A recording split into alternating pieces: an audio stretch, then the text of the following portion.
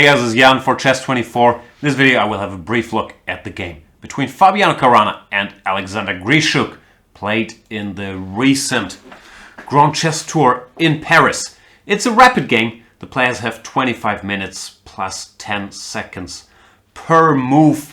And usually I feel it's sort of strange or wrong to do analysis videos of rapid games because, yeah, it's just somewhat silly to sit here and say, you know what, these world-class players, this vice world champion and this 3-time Blitz world champion, maybe they could have played better here according to my engine.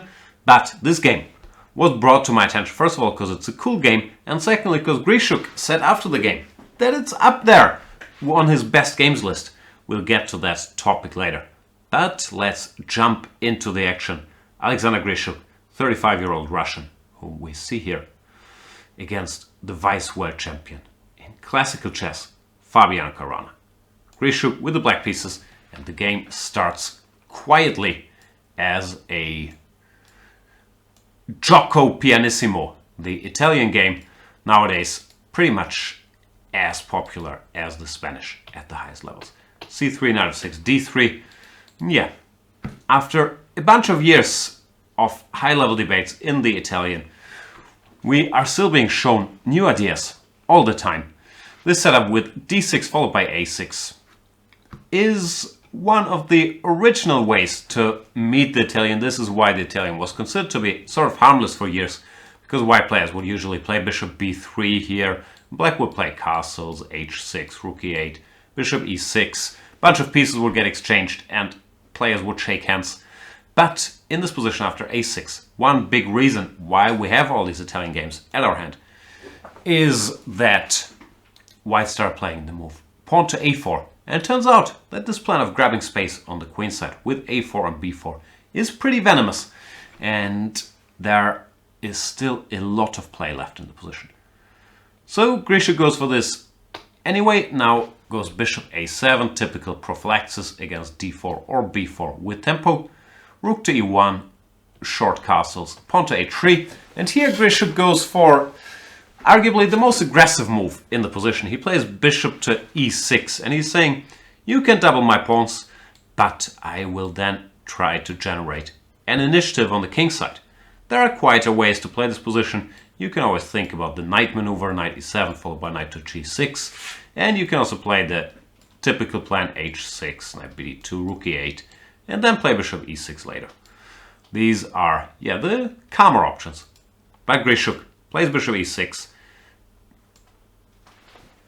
Caruana takes, that is the critical choice here.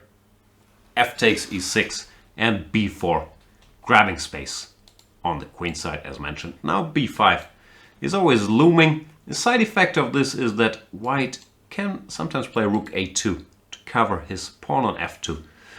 And in general, in these positions, black has to play actively. You can't just try to defend this passively and hold this, because then one day, white, after careful preparation, will go b5, maybe open the center with d4, and the somewhat weakened structure that black has in the center will either lead to white occupying it after ed, cd, or to a double isolated pawn after d takes e5, d takes e5.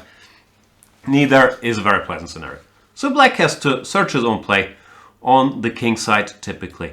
Knight h5, knight f4, queen e8, queen g6, or queen f6. And it leads to a very double-edged play, which was considered to be somewhat more pleasant for white. Therefore, I found intriguing to see that both Grischuk and Ding Liren as well in a recent game against Maxim Vachier-Lagrave went for this position with black. There is still a lot happening in these Italian debates. And black players who play e4, a5 should pay attention, because so far it looks like this plan with d6, a6, bishop a7, bishop to e6 quickly is doing pretty well.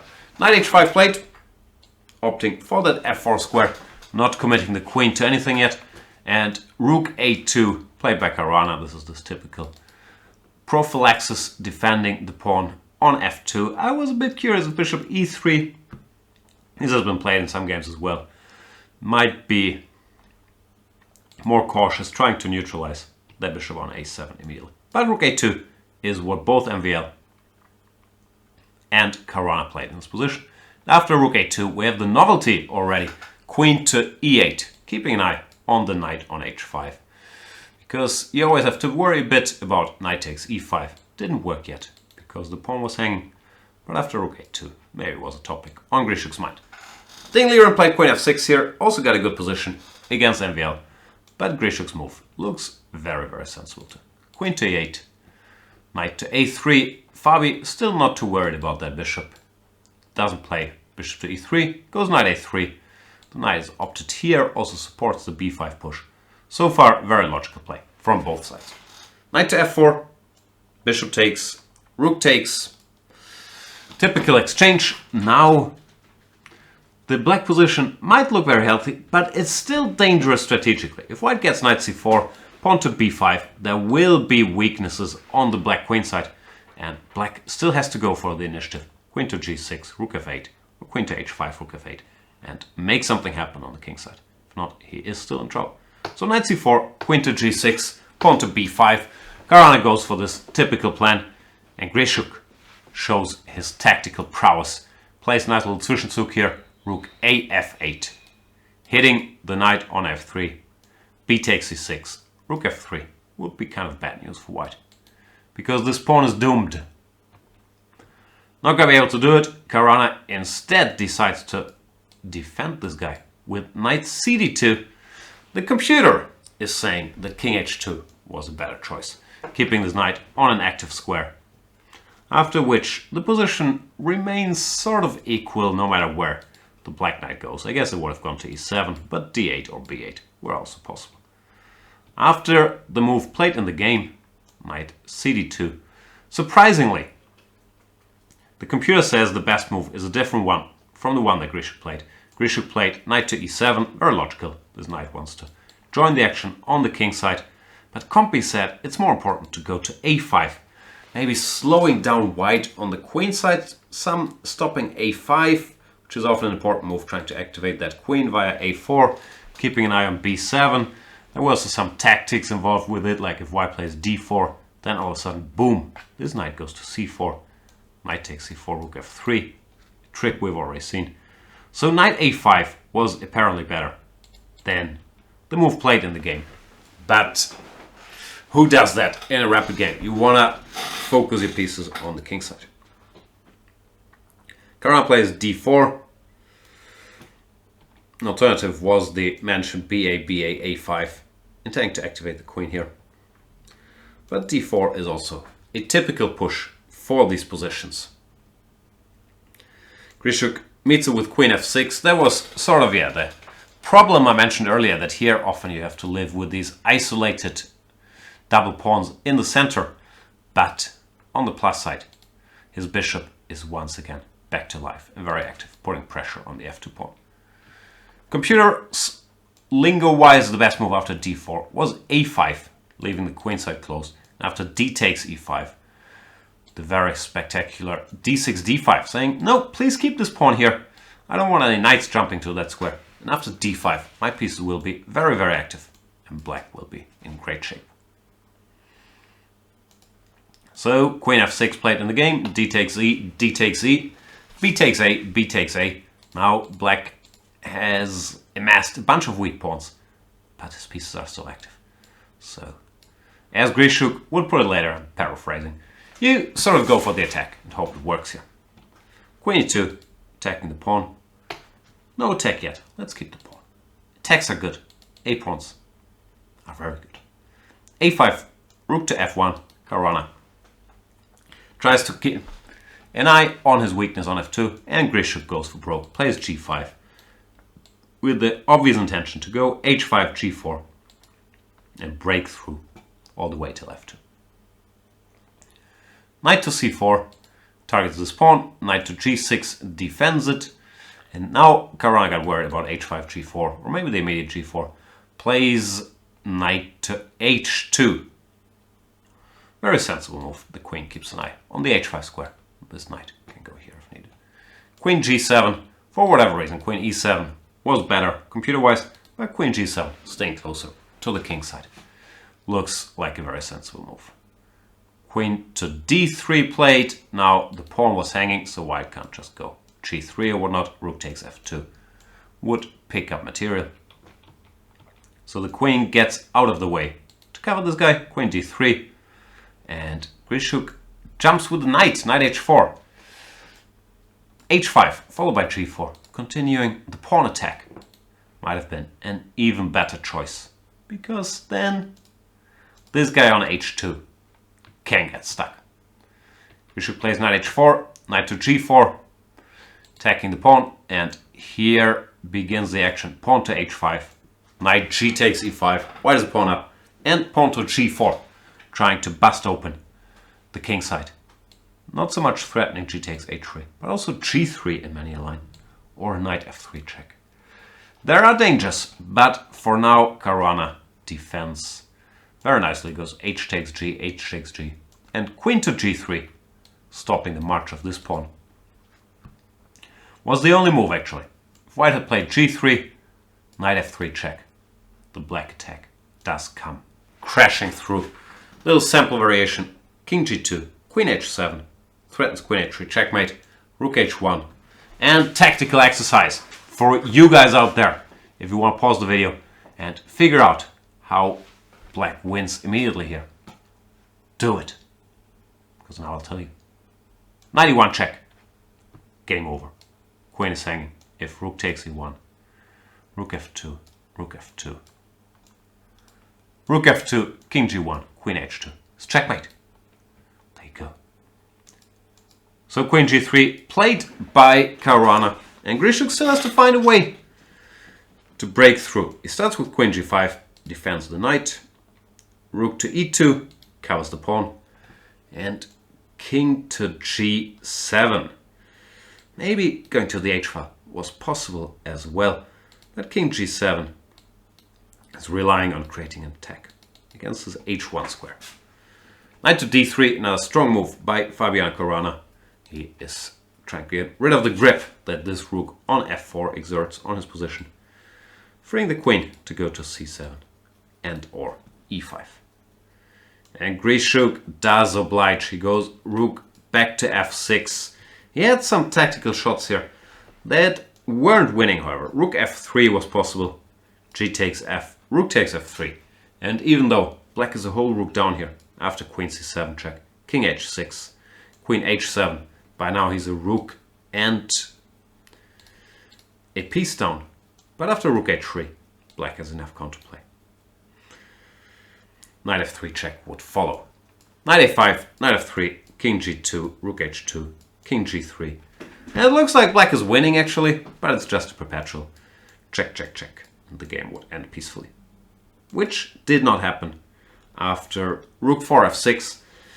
As you can see by the little engine bar jumping up, computer is not impressed with that move, and he is saying, if you are a computer like me, you can just play rook b2 or rook b1, ignore everything, and have a good position. But it turns out Fabiano Caruana is not a computer, and he does like to take a pawn with check. Queen takes c7 check. Grischuk goes rook 8 f7. King h8 was better, leaving the bishop en prise, because white has no time to take this. Due to the typical knight f3 check. gf, gf, and next move is checkmate. After king h8, white would have had to play something like queen g3, but then the attack keeps looming. Queen h5, rook h6, still very dangerous for Fabiano Caruana.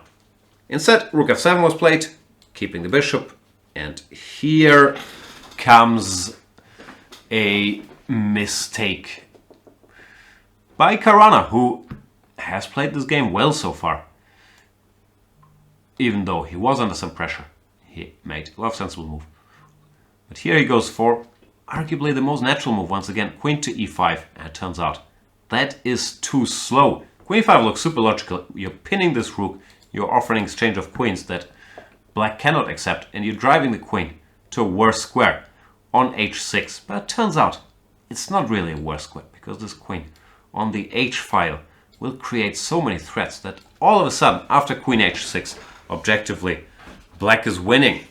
The right defense was to go to queen to g3 immediately, discouraging black from removing his queen and keeping this pin, while keeping the e5 square available for knight jumps when the battle would still be going on. Computer says best move is king g8 here, but I doubt that is a very logical move to make in a chess game. After king h8 or king h7, turns out white can just go rook b1 and he does not get checkmated. So instead, Caruana played queen e5, queen to h6, and here there is no defense. I looked at some logical moves, like knight d6, for example. Then knight f3 check, comes gf, gf, knight f7, king f7. Once again, white is up a lot of material, but there is no defense. I want to show you this line, which might not be so relevant, but I thought it was very pretty. So I'm not sure if you guys agree. Judge for yourself. Queen h2, stopping direct rook g6 mating ideas. Queen g6 check. King h1. Bishop to b8, trying to distract this queen from h2. After queen takes b8, queen g2 would be checkmate.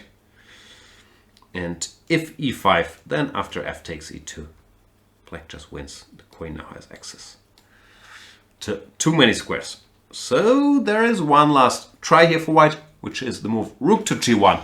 And that brings us to our next little tactics exercise. Black to move wins. This is a tougher one. So let me know if you've seen it. Well, I don't know how you can let me know, but good luck spotting it. Rook g1, queen takes g1, check. Boom. Only move to win. This is pretty, isn't it? If queen takes g1, rook h6 check. And this is sort of an awkward constellation. Rook h2, queen h2. Queen h2, rook h2. King g1, fe2. All of a sudden, white would emerge. A rook down. Well, if king g1, the pawn is now bishop h2 is check. After king h2, fe2. This pawn survives. And once again, black does win. So, none of this happened in the game, but I thought it was an interesting little line. After knight to d6, instead, Caruana now played queen to g3, which he should have done one move earlier. And Grischuk found the only winning move. He found the move king to h8, preparing rook h7 and stepping out of a potential check on g4. That's the only way to win. Knight f3 check, gf, rook f3, queen g2, and white does defend, believe it or not. So king h8 played, kudos to Grischuk. Rook to b2, trying to create some counterplay somewhere around here. And we will jump into the final phase of this game. Video from the Grand Chess Tour. You can watch the whole event, I guess, on their YouTube channel. So let's have a look. That was wrong, sorry. Here we are.